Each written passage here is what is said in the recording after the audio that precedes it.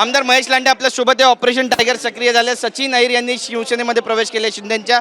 साहेब काय म्हणाल, काय प्रतिक्रिया ऑपरेशन टायगर?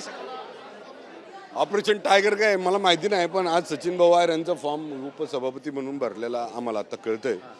तर त्याच्यामध्ये त्यांच्या संदर्भामध्ये सांगायला सचिन भाऊ तर चळवळीचे कार्यकर्ते आहेत, कामगार क्षेत्रात काम करणारे, सार्वजनिक क्षेत्रात, त्यांना सरकारकडनं बऱ्यापैकी प्रत्येक ह्याच्यामध्ये सरकारने सकारात्मक प्रतिसाद दिल्यामुळं त्यांना वाटलं असेल मुख्यमंत्री देवाभाऊ, उपमुख्यमंत्री एकनाथ भाई आणि उपमुख्यमंत्री सुनीत्रा वहिनी यांच्या नेतृत्वामध्ये आपण काम करावं.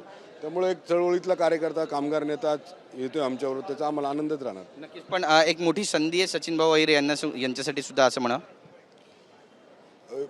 जो कोणी आमच्या या महायुतीच्या सरकारबरोबर येतो त्याला लोकसेवा करण्याची, लोकांची कामं करण्याची फार मोठी संधी निर्माण होते.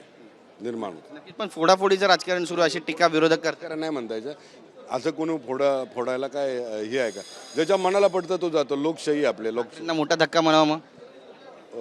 असं नाही, मला त्याच्यातलं एवढं डीपमध्ये नाही सांगता येतं, पण सचिन भाऊ अहिर आल्याने थोडंसं म्हणजे कामगार क्षेत्रातल्या लोकांना सुद्धा ताकद मिळते. म्हणजे बातचीत केल्याबद्दल कॅमेरा पर्सन खंडूराजचा गिरीश गायकवाड, TV9 मराठी, मुंबई.